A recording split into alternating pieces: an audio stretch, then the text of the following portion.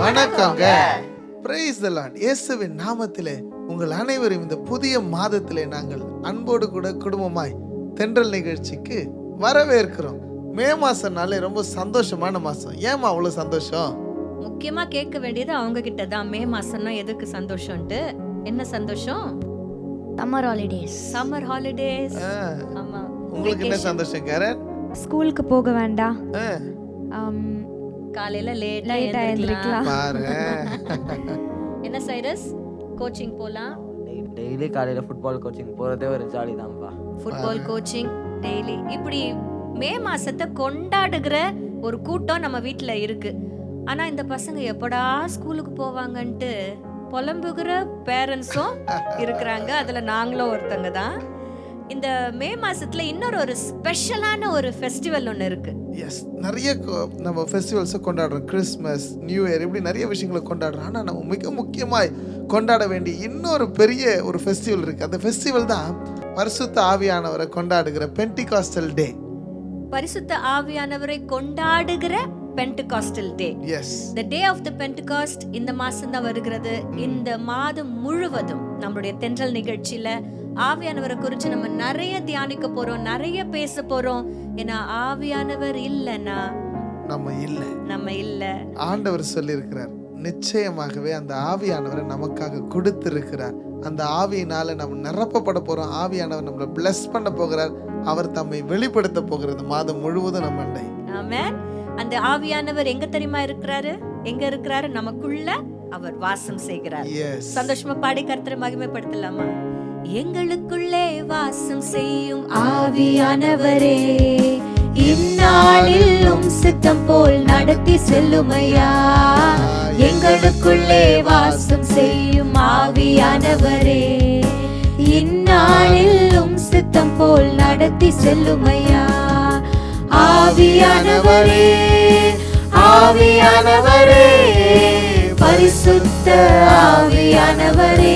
நல்ல சந்தோஷம். ஆவியானவரை மகிமைப்படுத்தலாம். ஆவியானவரே, ஆவியானவரே, பரிசுத்த ஆவியானவரே. இந்த ஆவியானவர் தான் நம்மளை நடத்துகிற ஆவியானவரா இருக்கிறார். எங்கு செல்ல வேண்டும், என்ன செய்ய வேண்டும், வழி நடத்தும் ஆவியானவர். இந்த வழி நடத்துகிறத பத்தி பேசும்போதே ஒரு வசனம், ஒரு சூப்பரான ஒரு வசனம் பைபிள்ல இருக்குது. Bible is a beautiful book. இல்ல, ரொம்ப அழகான வார்த்தைகள். நீங்கள் வலது புறமாய் இடது புறமாய் சாயும் பொழுது வழி இதுவே என்று கேட்கப்படுகிற சத்தம் உங்களுக்கு கேட்கும். அந்த சத்தம் யாருடைய சத்தம் தெரியுமா? ஆவியானவருடைய சத்தம். சரிப்பா, யாருப்பா இந்த ஆவியானவர்? யார் இந்த ஆவியானவர்? நல்ல क्वेश्चन, குட் क्वेश्चन. யார் இந்த ஆவியானவர்? நீங்க சொல்லுங்க கேரன், யார் இந்த ஆவியானவர்? அவர் எப்போதும் நம்ம மத்தியிலே இருக்கிறார், நம்ம கூடவே இருக்கிறார். இப்போ ஜீசஸ் நமக்காக இந்த உலகத்துல அவர் மரித்து 3ஆம் நாள் உயிரோடு கூட எழுந்து அவர் பரமேறிட்டார். ஆவியானவர் நம்ம கூட இப்பொழுதும் நம்ம கூடவே இருக்கிறார். சரி, பைபிள் எப்ப ஆவியானவரை நமக்கு இன்ட்ரோடியூஸ் பண்ணுது Jezima? What do you think? Bible எப்ப நமக்கு ஆவியானவரை இன்ட்ரோடியூஸ் பண்ணுது? எல்லா இன்ட்ரோடக்ஷன்ஸுமே ஆதியாகமம் 1ஆம் அதிகாரத்துல தான் இருக்கிறது. உங்களுக்கு எல்லாருக்குமே தெரியும்ல. தேவ ஆவியானவர் ஜலத்தின் மேல் அசைவாடி கொண்டிருந்தார். இது ரொம்ப பியூட்டிஃபுல்லான ஒரு ஃபேக்ட். என்னன்னா, ஆவி அப்படின்னு நம்ம சொல்லல, இல்ல, எங்க சொல்லப்பட்டாலும் எப்படி சொல்லப்பட்டிருக்கிறது? ஆவியானவர். என்ன Cyrus, what do you think about that? So என்ன பொறுத்த வரைக்கும் ஆவியானவர் ஒரு பர்சன். அதனாலதான் ஆவியானவர். யாரா ஒருத்தர் பார்த்து தானே அவர் அப்படின்னு சொல்லுவோம். இல்ல ஒரு திங்கா இருந்துச்சுன்னா, ஒரு பொருளா இருந்துச்சுன்னா நம்ம என்ன சொல்வோம்? அது அப்படின்னு சொல்லுவோம், இட் அப்படின்னு சொல்லுவோம். பட் ஆவியானவரை ஹீ அப்படின்னு சொல்றோம்னா, he is a person. எப்படி கர்த்தர் சர்வ வல்லமை உள்ளவராக இருக்கிறாரோ, எப்படி இயேசு கிறிஸ்து சர்வ மகிமை தரித்தவராக இருக்கிறாரோ, அப்படியே பயங்கரமான சந்தோஷத்தையும் நன்மையும் தருகிற வல்லமை உடையவராக இருக்கிறவர் தான் பரிசுத்த ஆவியானவர். அவர் 3இல் ஒன்றானவர். நம்ம திரியேக தெய்வத்தை வழிபடுகிறவர்களா இருக்கிறோம்.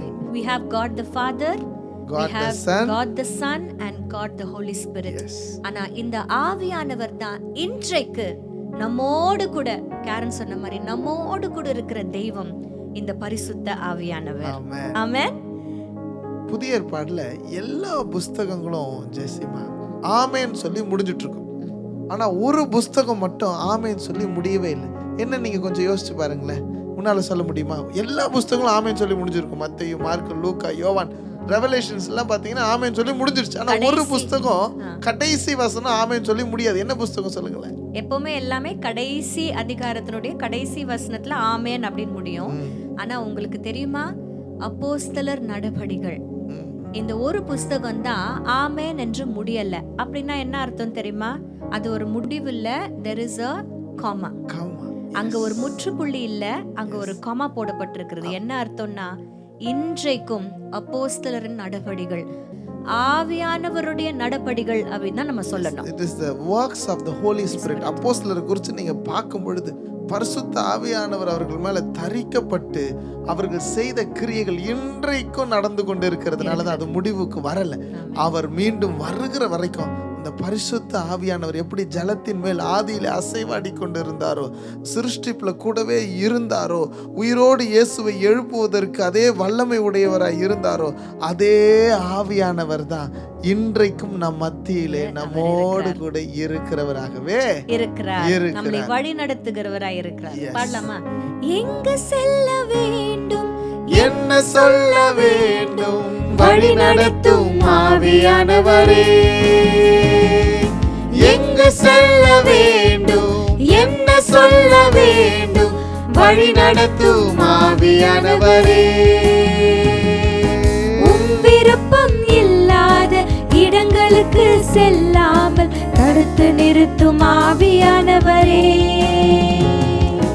உம் விருப்பம் இல்லாத இடங்களுக்கு செல்லாமல் தடுத்து நிறுத்தும் ஆவியானவரே. ஆவியானவரே, ஆவியானவரே, பரிசுத்த ஆவியானவரே. ஆவியானவரே, ஆவியானவரே, பரிசுத்த ஆவியானவரே. ரொம்ப அழகான வரிகளை பாடணும் ஜெசிமா. எங்கு செல்ல வேண்டும், என்ன சொல்ல வேண்டும், எப்படி நடந்துக்கணும்ன்றதுக்கு எங்களுக்கு என்ன வேணும்? வழி நடத்துகிற ஆவியானவர். வழி நடத்துகிற ஆவியானவர். From the beginning, புதிய ஏற்பாடு அப்போஸ்தலர் 2வது அதிகாரம் வரைக்கும், புதிய ஏற்பாட்டின் காலம் வரைக்கும் பரிசுத்த ஆவியானவர் எல்லாருக்கும் கிடையாது. எல்லாருக்கும் கிடையாது. அப்படியா? ஆமா. யாரை கொண்டாவது ஆண்டவர் ஏதாவது செய்யணும்னு நினைச்சிருந்தாருன்னா அவர்களுக்கு மட்டுமே இந்த பரிசுத்த ஆவியானவர் அருளப்பட்டு இருக்கிறார். ராஜாக்கள் மேல அபிஷேகம் பண்ணப்பட்டதாக நம்ம பார்க்கிறோம். தேவ ஆவியானவர் அவர்கள் மேல் இருந்தாங்க. எஸ். தீர்க்கதரிசிகள் மேல எஸ். ஏதோ ஒரு திட்டம் செயல் வடிவுக்கு கொண்டு வரணும். எஸ்ரா, நெகேமியா, இப்படிப்பட்டவர்கள் மேல, எஸ்தர், இந்த மாதிரி முக்கியமான யாராவது ஒரு வேலையை செய்து முடிக்கணும்னா அவங்க மேல அபிஷேகம் ஊற்றப்பட்டது. அவர்கள் மாத்திரமே அந்த அபிஷேகத்துக்குரியவர்களாக இருந்தார்கள். பட் அப்போஸ்தலர் 2வது அதிகாரத்துல எப்போ சீஷர்கள் மேல் வீட்டு அறையிலே காத்திருந்தார்களோ அது முதற்கொண்டு அவர்கள் மேல எல்லார் மேலயும் அபிஷேகம் ஊற்றப்பட்டுச்சு. இன்னைக்கு சின்ன குழந்தைங்க மேல கூட பரிசுத்த ஆவியானவர் ஊற்றப்பட்டிருக்கிறார். யோவேல்ல சொல்லிருக்கல இந்த வசனம் சொல்லுங்களேன். மாம்சமான யாவர் மேலும் என் ஆவியை ஊற்றுவேன் என்று கர்த்தர் உரைத்த தீர்க்க தரிசனம் எங்க ஆரம்பித்தது தெரியுமா? இந்த அப்போஸ்தலர் 2ல பெந்தெகோஸ்தே நாள் அன்றைக்கு தான். அன்றையிலிருந்து மாம்சமா இருக்கிற, அதாவது if you have flesh, if you have breath in you, it means the Holy Spirit can descend on you. மாம்சமான யாவர் மேலையும் என் ஆவியை ஊற்றுவேன் என்று கர்த்தர் சொல்லியிருக்கிறார்னா, இன்னைக்கு பார்த்து கொண்டிருக்கிற நீங்க, எனக்கு அந்த ஆவியானவர் வேணும், எனக்கு அந்த அபிஷேகம் வேணும். ஒரு சில, நான் ஒரு கிறிஸ்தவளாய் வாழ்வதற்கே இன்றைக்கு நாங்க சொல்றோம், we need the Holy Spirit to live for Christ. ஆண்டவருக்காக ஒரு வாழ்க்கை வாழ்வதற்காகவே நமக்கு ஆவியானவர் அவசியம் வேணும். அவர் கேட்டா அவர் நமக்கு இறங்கி வருகிற தெய்வமா இருக்கிறார். தாகம் உள்ளவன் மேல் என் தண்ணீரையும் ஊற்றுவேன், வறண்ட நிலத்தில் ஆறுகளையும் ஊற்றுவேன். அவன் என் மீது வாஞ்சியா இருக்கிறான்னா அவனுக்கு கர்த்தர் தந்தருள்வார். உங்களுக்கு அந்த வாஞ்சை இப்ப இருக்குதா? நீங்க கேளுங்களேன். இந்த பெண்டிகாஸ்டல் டே, இந்த மந்த்ல ஆண்டவரே எனக்கு உம்முடைய அபிஷேகம் வேணும். இப்படிதாங்க எங்க ஊழியத்தின் ஆரம்ப நாட்கள்ல பரிசுத்த ஆவியானவர் எங்களுக்கு வேணும் வேணும் வேணும் நாங்க கேட்ட பொழுதுதான் இந்த அபிஷேகத்தின் அளவுகளை கர்த்தர் ஊற்றி கொடுத்தார். அதுக்கப்புறம் தான் ஊழியமே வளர்ந்துச்சு. அதுக்கப்புறம் தான் ஆசீர்வாதங்களே பெருகுச்சு. நன்மைகள் உண்டாச்சு. ஆமென். இன்றைக்கு நீங்க ஆசையா கேட்கணும். ஆசையா கேட்டா நிச்சயமா கர்த்தர் பரிசுத்த ஆவியினுடைய அபிஷேகத்தை உங்க ஒவ்வொருத்தர் மேலயும் அவர் தருவார். ஆமென். சீடர்களின் மத்தியில் மேல் வீட்டு அறையினில் பெந்தெகோஸ்தே நாளினில் இறங்கி வந்தீரே. சீடர்களின் மத்தியில் மேல் வீட்டு அறையினில் பெந்தெகோஸ்தே நாளினில் இறங்கி வந்தீரே. வாருமையா நல்லவரே, துணையாளரே, எங்கள் ஆறுதலே.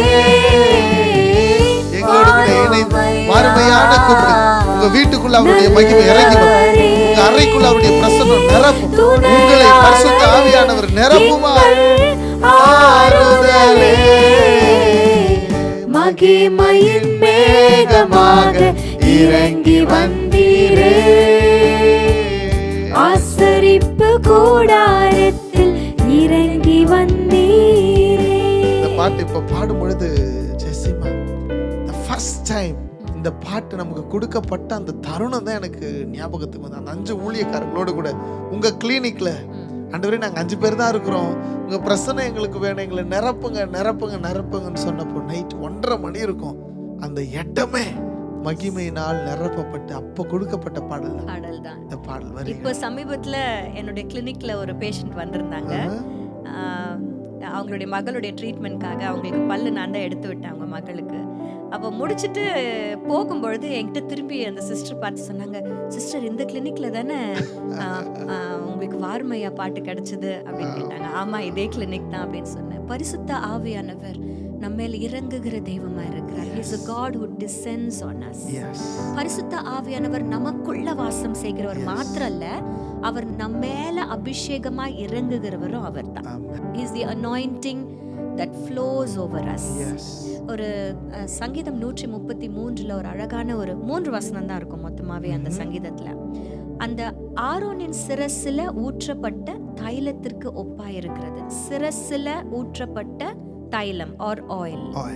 இப்போ ஒன்றும் இல்லை, கொஞ்சம் எக்ஸ்ட்ராவா எடுத்து எண்ணெய் தலையில வச்சிட்டோம்னா என்ன ஆகுது? அப்படியே எண்ணெய் வடிஞ்சுக்கிட்டே இருக்கும். அதான் சில பேரை பார்த்து சொல்லுவாங்க, பால் வடிகிற மூஞ்சி பான்னு சொல்லுவாங்க. எண்ணெய் வடிகிற மூஞ்சி அது நல்ல அழகா எண்ணெய் போல இருக்கிறவங்கள பார்த்து சொல்லுவாங்க. சில பேர் என்ன சொல்லுவாங்க, எண்ணெய் வடிகிற மூஞ்சி அப்படின்னு சொல்லுவாங்க. அப்போ கொஞ்சம் ஜாஸ்தி நம்ம எண்ணெய் தலையில வச்சால என்ன ஆகுது? It starts to flow. ஆரோனுடைய சிரசுல ஊற்றப்பட்ட தைலம் தான் இந்த பரிசுத்த ஆவியானவர். இந்த அபிஷேகம் உங்க மேல ஊற்றப்பட்டுருச்சுன்னா it will flow. There will be a great difference between அபிஷேகம் பண்ணப்பட்டவர்களுக்கும் அபிஷேகம் பண்ணப்படாதவர்களுக்கும் பயங்கரமான வித்தியாசம் இருக்கு. என்னன்னா அதுல அபிஷேகம் பண்ணப்பட்டவங்க சுயமா எதுவுமே செய்ய மாட்டாங்க. சுயமா எதுவுமே செய்ய மாட்டாங்க. It is so important that கடவுளை மையமா வச்சு மற்றவர்களுடைய பிரச்சனையை கவனத்துல வச்சு அவங்க அப்படி நடந்து கொள்வாங்க. ஆண்டவராக இயேசு கிறிஸ்து கூட இந்த ஆவியானவரை குறித்து ரொம்ப அழகா ஒரு மனுஷன் கிட்ட பேசுறாரு ஜெசிமா. யோவான் சுவிசேஷத்தை நீங்க வாசிச்சீங்கன்னா ஒவ்வொரு சாப்டரும் பியூட்டிஃபுல் சாப்டர்ஸ். அதுல ஒரு சாப்டரே ஒருத்தருக்காக கொடுத்திருக்கிறார். எனக்கு ரொம்ப ஆச்சரியமா இருந்துச்சு. அவர் யாருன்னா நிக்கோதேமஸ். நிக்கோதேமஸ் நிறைய கேள்விகளோடு கூட கர்த்தரை சந்திக்கிறதாகவும் ஆண்டவரோடு கூட நல்ல நிறைய நேரம் சம்பாஷிக்கிறதாகவும் போடப்பட்டிருக்கிறது. யோவான் 3வது அதிகாரத்துல நிக்கோதேமஸை குறித்து போடப்பட்டிருக்கு. அங்க ஆண்டவர் நிக்கோதேமு கிட்ட சொல்லுகிற விஷயத்தை நீங்க வாசிங்களே வசனத்துல. யோவான் எழுதின சுவிசேஷம் 3ஆம் அதிகாரத்துல இயேசுவானவர் நிக்கோதேமு பார்த்து சொல்றாரு, ஒருவன் மறுபடியும் பிறவாவிட்டால் தேவனுடைய ராஜ்யத்தில் பிரவேசிக்க மாட்டான். மறுபடியும் பிறவாவிட்டால் தேவனுடைய ராஜ்யத்தில் பிரவேசிக்க மாட்டான். நம்ம எல்லாருடைய ஆசையும் அதுதானே, தேவனுடைய ராஜ்யத்துல நம்ம போகணும். ஆமா, அப்படித்தானே? தேவ ராஜ்யத்திற்குள்ள நம்ம போகணும்ட்டு தான் நம்மளுடைய ஆசை. அப்போ மறுபடியும் பிறக்கிற அனுபவம் இல்லைன்னா, if you're not born again, you cannot enter the kingdom of God. அப்போ born againனா என்ன அப்படின்னு சொல்லி கேட்கும்பொழுது மறுபடியும் 5வது வசனத்துல ஆண்டவர் சொல்றாரு, ஒருவன் ஜலத்தினாலும் ஆவியினாலும் பிறவாவிட்டால் தேவனுடைய ராஜ்யத்தில் பிரவேசிக்க மாட்டான். அப்போ 2 விதமான ஒரு பர்த், ரீபர்த் இருக்கணும். ஜலத்தினால் சொல்லுகிற அந்த பிறப்பு வந்து தன் தாயின் வயிற்றுக்குள்ள, அதாவது 10 மாசம் அந்த தாயின் வயிற்றுக்குள்ள அந்த தண்ணீர் உள்ளதான் அந்த குழந்தை இருக்குது. அந்த ஜலத்திலிருந்து பிறக்கிறது அதை குறிக்கிறது.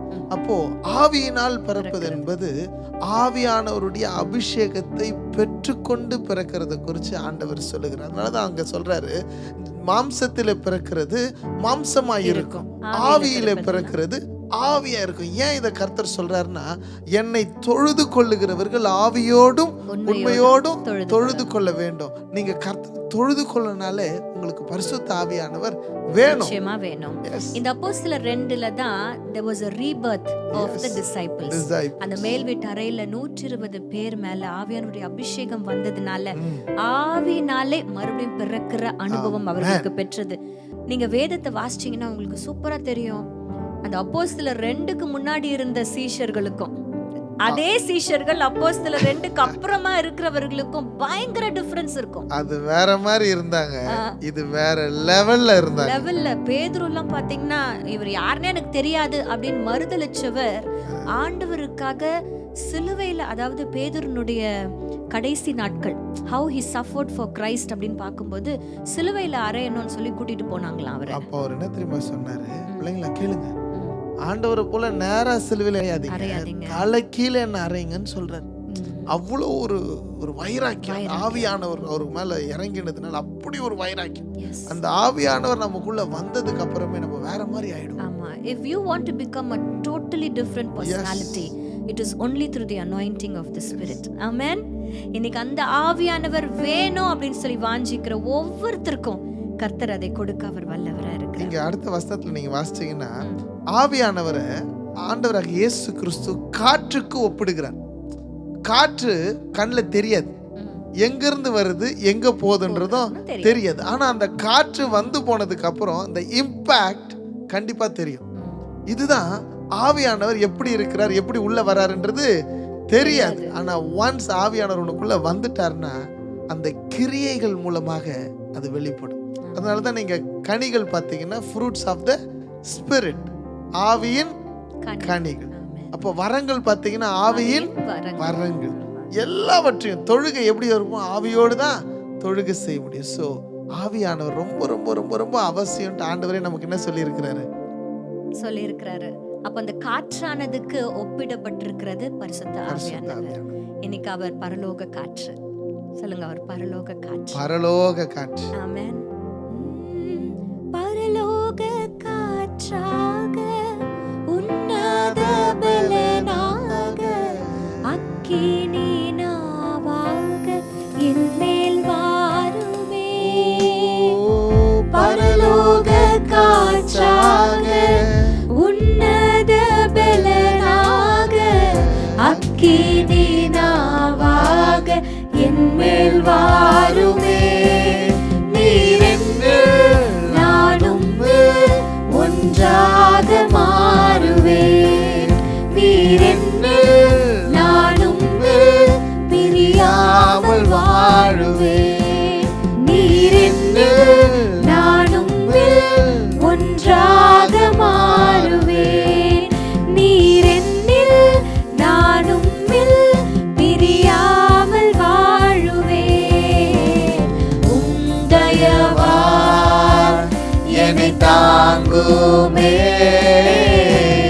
உம் கரத்தால் என்னை நடத்துமே. உம் தயவால் என்னை தாங்குமே, உம் கரத்தால் என்னை நடத்துமே. அவர் பரலோக காற்றாக இறங்கி வந்தவர், அவர் அக்கினி நாவாக இறங்கி வந்தவர். நாங்க கென்னா கிட்ட கேட்டோம், பரிசுத்த ஆவியானவர் பத்தி உனக்கு என்னடா தெரியும் அப்படின்னு கேட்டா அவன் சொன்னா, மம்மி அந்நிய பாஷெல்லாம் பேசுவாங்கல்ல, அதுதானே பரிசுத்த ஆவியானவர். ஆமா, உண்மையிலேயே அவர் அக்கினி நாவாக அந்த நாளில இறங்கினார். பரிசுத்த ஆவியானவர் அந்த இடத்தை அப்படியே நிரப்பினார். அவர்கள் அக்னிமயமான நாவுகளோடு கூட பேசினாங்க. 120 பேர் மேலையும் தனித்தனியா அவர் அன்னைக்கு இறங்கினார். அவர் வாக்குத்தத்தத்திற்காக அந்த 120 பேர் காத்திருந்தாங்க. தனித்தனியா இறங்கினார். வெவ்வேறு பாஷைகளிலே அவர்கள் பேசினார்கள். ஆனா என்னதான் பேசினாங்க? வசனம் தெளிவா சொல்லுது, எந்த பாஷையில அவங்க பேசினாலுமே அவங்க எல்லாருமே தேவனை மகிமைப்படுத்தினார்கள். தேவனுடைய மகத்துவங்களை பேசினார்கள். அதான் மகிமை. நீங்க யாரா இருந்தாலும், எங்க இருந்தாலும், எப்படிப்பட்டவர்களாக இருந்தாலும், பரிசுத்த ஆவியானவர் உங்களுக்குள்ள வரும் பொழுது நீங்க முதல்ல பலன் அடைவீங்க, அவரால் நிரப்பப்படுவீங்க, அவருடைய மகிமையை பேசுவீங்க. See, we are talking every day. நம்ம வெளியே போறோம், என்ன பண்றோம்? பேசிக்கிட்டே இருக்கிறோம், நிறைய விஷயங்களை பேசுறோம். பட் எங்க போனாலும் என்ன பண்ணாலும் ஆண்டவருடைய நாமத்துக்கு மகிமையா பரிசுத்த ஆவியானவர் உங்களுக்குள்ள இருந்து என்ன பண்ணுவாரு? பேச வைப்பார். பரிசுத்த ஆவியானவர் நமக்குள்ள அபிஷேகம் பண்ணப்பட்டால் நிச்சயமா நீங்க பேசுகிறது, உங்களுடைய செயல்ல, நீங்க வாழற வாழ்க்கை எல்லாவற்றிலையும் தேவன் மகிமைப்படுவார்.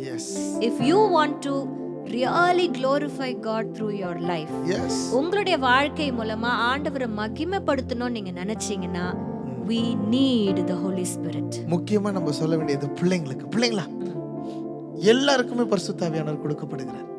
நமக்கு வயசாகலாம், வயசு கம்மியா இருக்கலாம், ஆனா அபிஷேகம் எல்லாருக்குமே ஒண்ணுதான் பிள்ளைங்களா. அதே ஆவியானவர் தான் இயேசு கிறிஸ்துவின் அபிஷேகத்தால் நிரப்பினார். அதே ஆவியானவர் தான் நீங்க பாக்குற எல்லா ஊழியக்காரங்களையும் நிரப்பினார். உங்களையும் அவர் தான் நிரப்புவார். இன்னைக்கு உங்களை பார்த்து சொல்றேன், யூ நீட் ஹோலி ஸ்பிரிட். உங்களை பார்த்து சொல்றேன், யூ நீட் ஹோலி ஸ்பிரிட். பரிசுத்த ஆவியானவர் உங்களுக்குள்ள வரும் பொழுது நன்மைகளை நீங்கள் பெறுவீர்கள். இன்னைக்கு யங்ஸ்டர்ஸ், முக்கியமா பிள்ளைகள் நாங்க வச்சிருக்கிறதுனால இந்த பரிசுத்த ஆவியானவரை குறித்து நிறைய வேற விதமான காரியங்கள், ஒருவேளை நீங்க கிண்டலா கூட ஒரு சில காரியங்களை யோசிச்சு வச்சிருக்கலாம். But we want to tell you very seriously that பரிசுத்த ஆவியானவர் நமக்கு அவசியமானவர். he is ஆப்ஷன் கிடையாது. அவரு ஏதோ ஒரு ஆப்ஷனா நம்ம கன்சிடர் பண்ண முடியாது.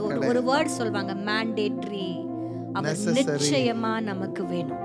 ஏன்னா அவர் தான் நம்மள பரலோகத்துல கொண்டு சேர்ப்பார்.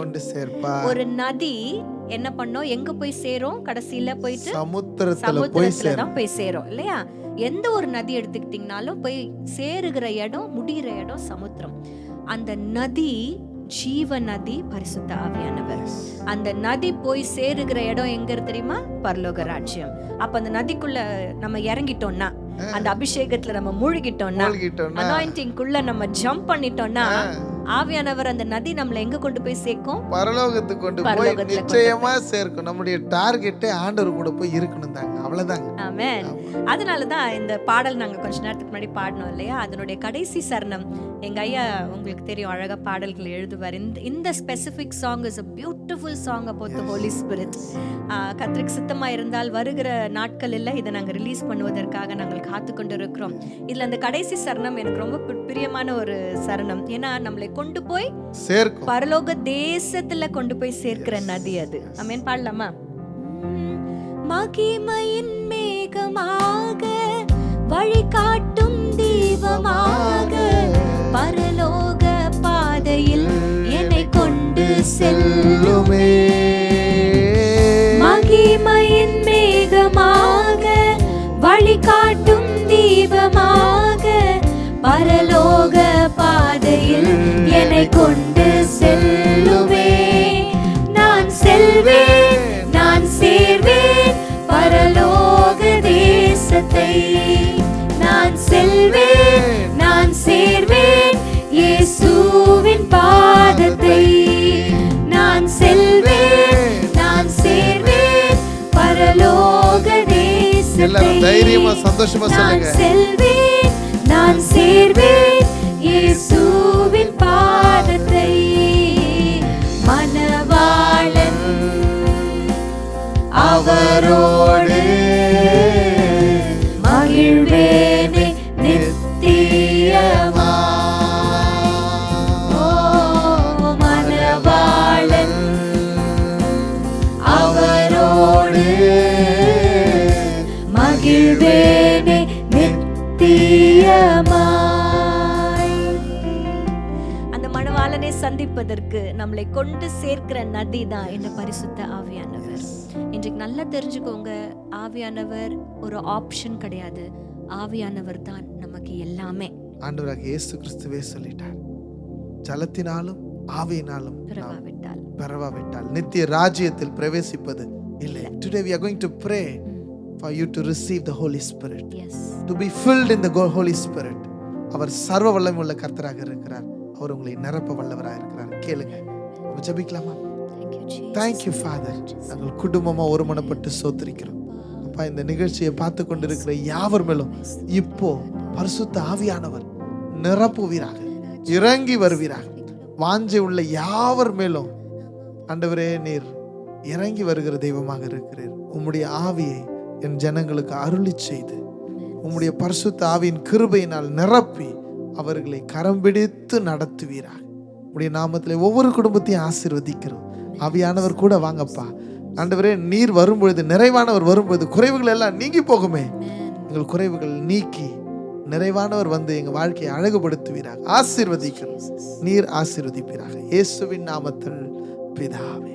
ஆமென். ஆமென். எப்படி நான் ஜெபிக்க வேண்டும், எதற்காக ஜெபிக்க வேண்டும் கற்றுத் தாரும் ஆவியானவரே.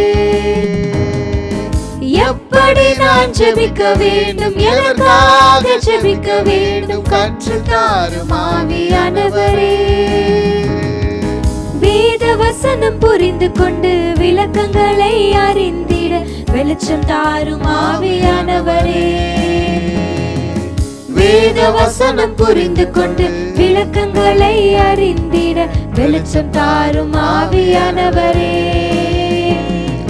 ஆவியானவரே, ஆவியானவரே, பரிசுத்த ஆவியானவரே. ஆவியானவரே, ஆவியானவரே, பரிசுத்த ஆவியானவரே. God bless you. வானத்து நட்சத்திரம் எல்லாம் பெயர வச்சு எங்கேயோ வைத்தே.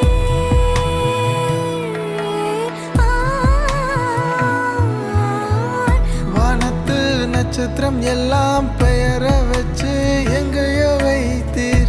என் பேர உள்ளங்கையில வரைஞ்சு வச்சு அழகு பார்த்தீர்.